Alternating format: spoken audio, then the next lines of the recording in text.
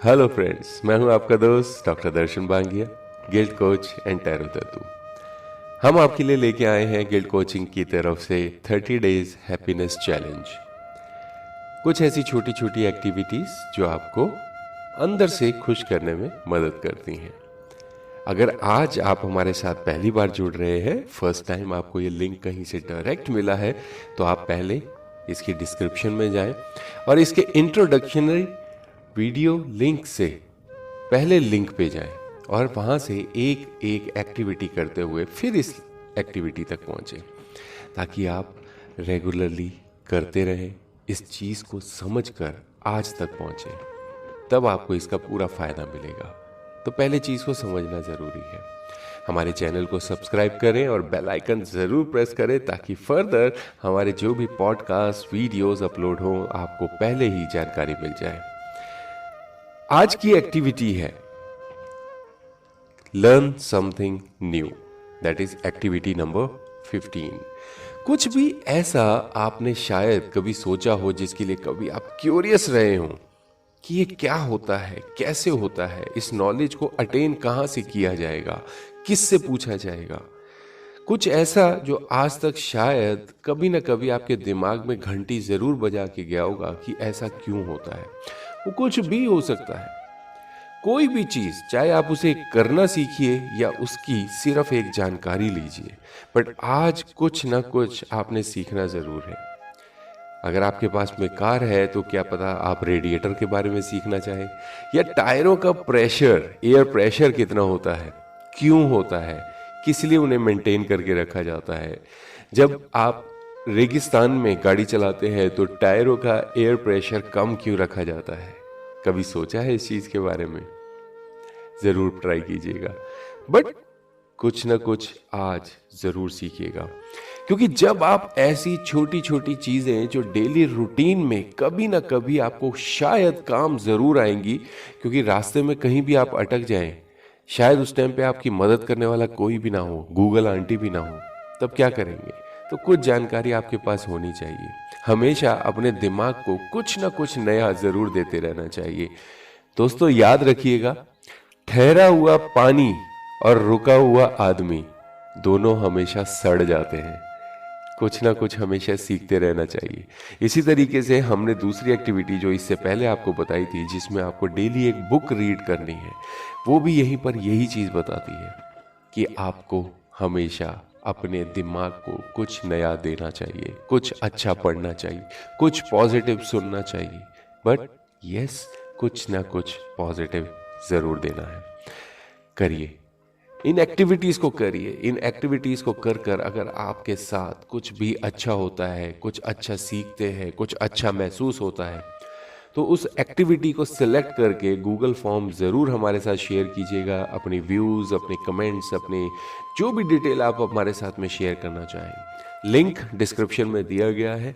अगर आप कहेंगे तो हम इसे एक बारी गूगल सभी ग्रुप्स में भी शेयर कर देंगे, ताकि लिंक आपके पास डायरेक्ट पहुंच जाए।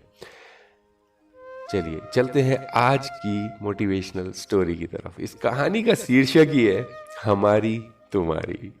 एक धनी संपन्न व्यक्ति अपनी पत्नी के साथ रहता था, पर काल चक्र के प्रभाव से धीरे धीरे वह कंगाल हो गया। उसकी पत्नी ने कहा कि संपन्नता के दिनों में तो राजा के यहाँ आपका अच्छा आना जाना था, क्या विपन्नता में यानी कि दरिद्रता यानी कि गरीबी में हमारी मदद नहीं करेंगे, जैसे श्री कृष्ण ने सुदामा की थी। पत्नी के कहने पर सुदामा की तरह वह राजा के पास गया। द्वारपाल ने राजा को संदेश दिया कि एक निर्धन व्यक्ति आपसे मिलना चाहता है और स्वयं को आपका मित्र बताता है। राजा भी श्री कृष्ण की तरह मित्र का नाम सुनते ही दौड़े चले आए और मित्र को इस हाल में देखकर द्रवित यानी दुखी हो गए और बोले, मित्र बताओ, मैं तुम्हारी क्या सहायता कर सकता हूँ। मित्र ने सकुचाते हुए अपना हाल कह सुनाया।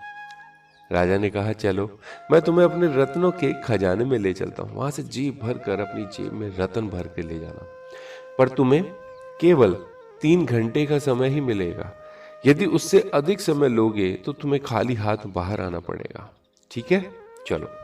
वह व्यक्ति रत्नों का भंडार और उनसे निकलने वाले प्रकाश की चकाचौंध देखकर हैरान हो गया, पर समय सीमा का ध्यान रखते हुए उसने भरपूर रत्न अपनी जेब में भर लिए। वह बाहर आने लगा तो उसने देखा कि दरवाजे के पास रत्नों से बने छोटे छोटे खिलौने रखे थे, जो बटन दबाने पर तरह तरह के खेल दिखाते थे। उसने सोचा कि अभी तो समय बहुत बाकी है, क्यों ना थोड़ी देर खेल लिया जाए इनसे। पर यह क्या, वह तो खिलौनों के साथ खेलने में इतना मगन हो गया कि समय का भान ही नहीं रहा। उसी समय घंटी बजी, जो कि समय सीमा समाप्त होने का संकेत था, और वह निराश होकर खाली हाथ ही बाहर आ गया। राजा ने कहा, मित्र, निराश होने की आवश्यकता नहीं है। चलो, मैं तुम्हें स्वर्ण के खजाने में ले चलता हूँ, वहां से जी भर कर सोना अपने थैले में भर कर ले जाना, पर समय सीमा का ध्यान अवश्य रखना, ठीक है? उसने कहा, देखा कि वह कक्ष भी सुनहरे प्रकाश से जगमगा रहा था। उसने शीघ्रता से अपने थैले में सोना भरना प्रारंभ किया। तभी उसकी नजर एक घोड़े पर पड़ी, जिसे सोने की काठी से सजाया गया था। अरे, ये तो वही घोड़ा है जिस पर बैठकर मैं राजा साहब के साथ घूमने जाया करता था। वह उस घोड़े के निकट गया, उस पर हाथ फेराया और कुछ समय के लिए उस पर सवारी करने की इच्छा से उस पर बैठ गया। पर यह क्या, समय सीमा समाप्त हो गई। वह अभी तक सवारी का आनंद ही ले रहा था। उसी समय घंटी बजी, जो समय सीमा समाप्त होने का इशारा करती है। बस उसके अंदर घोर निराशा छा गई। वह खाली हाथ ही बाहर आ गया। राजा ने कहा, मित्र, निराश होने की आवश्यकता नहीं है। चलो, मैं तुम्हें अपने रजत के खजाने में ले चलता हूँ, वहां से जी भर कर चांदी अपने ढोल में भर कर ले जाना, पर समय सीमा का ध्यान अवश्य रखना, ठीक है? उसने देखा कि वह कक्ष भी चांदी की धवल आभा से शोभायमान था। उसने अपने ढोल में चांदी भरना आरंभ कर दी, पर इस बार उसने तय किया कि वह समय सीमा से पहले ही कक्ष से बाहर आ जाएगा। पर समय तो अभी बहुत बाकी था। दरवाजे के पास चांदी से बना एक छल्ला टंगा हुआ था। साथ ही एक नोटिस लिखा हुआ था कि इसे छूने पर उलझने का डर है। यदि उलझ भी जाओ तो दोनों हाथ से सुलझाने की चेष्टा बिल्कुल ना करना। उसने सोचा कि ऐसी उलझन वाली बात तो कोई दिखाई नहीं दे रही है, बहुत कीमती होगा, तभी बचाव के लिए लिख दिया होगा। देखते हैं कि क्या माजरा है। बस फिर क्या था, हाथ लगाते ही वह तो ऐसा उलझा कि पहले तो एक ही हाथ से सुलझाने की कोशिश करता रहा, लेकिन जब सफलता ना मिली तो दोनों हाथों से सुलझाने लगा, पर सुलझा ना सका।